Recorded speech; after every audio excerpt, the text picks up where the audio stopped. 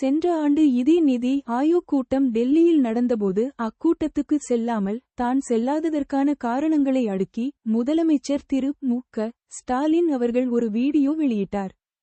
அப்போது சொன்ன காரணங்கள் இப்போதும் தொடர்ந்து கொண்டுதான் இருக்கின்றன. அப்படியிருக்க இம்முறை மட்டும் ஏன் செல்ல வேண்டும்? எல்லாவற்றுக்கும் காரணம் அமலாக்கத்துறை படுத்தும் பாடுதான். என்றைக்கு இருந்தாலும் அமலாக்கத்துறை நடவடிக்கை காலை சுற்றும் பாம்பு என்பதை உணர்ந்த முதலமைச்சர் திரு மு.க.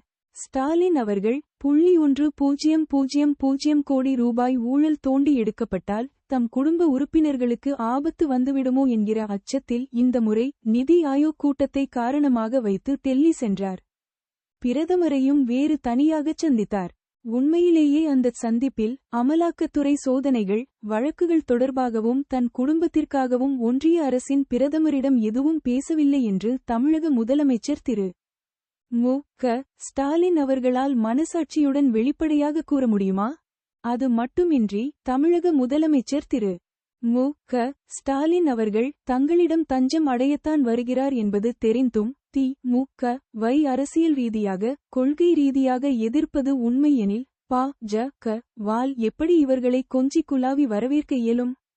நாம் ஏற்கனவே சொன்னது போல இதுதான் இவர்கள் இருவருக்குள்ளும் உள்ள மறைமுக கூட்டின் வெளிப்பாடு. இச்சூழலில் நிதி ஆயோக் கூட்டத்தில் கலந்து கொண்டவர்களின் புகைப்படம் ஒன்று வெளியிடப்பட்டுள்ளது.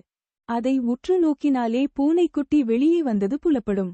அந்த புகைப்படத்தில் பா.ஜ.க.வுடன் வெளிப்படையான கூட்டணியில் இருக்கும் ஆந்திர முதலமைச்சர் திரு சந்திரபாபு நாயுடு அவர்கள் ஒருபுறம் முன்வரிசையில் நிற்கிறார். அதே முன்வரிசையில் இன்னொரு புறம் தமிழ்நாட்டின் தற்போதைய முதலமைச்சர் திரு மு.க. ஸ்டாலின் அவர்கள் நிற்கிறார்.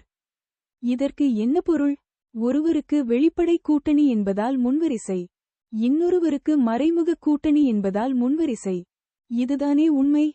இது சாதாரண நிகழ்வு போல தோற்றம் கொண்டதாக காட்டப்பட்டுள்ளது. ஆனாலும் தி.மு.க. பா.ஜ.க. இடையிலான மறைமுக கூட்டும் பேர அரசியலும் வெளிச்சத்திற்கு வந்துவிட்டதையே இது காட்டுகிறது. இதுவே இதன் பின் இருக்கும் மிக பெரிய உண்மை. ஒன்றிய பா.ஜ.க. அரசின் வஞ்சிக்கும் போக்கை கண்டித்து பா.ஜ.க.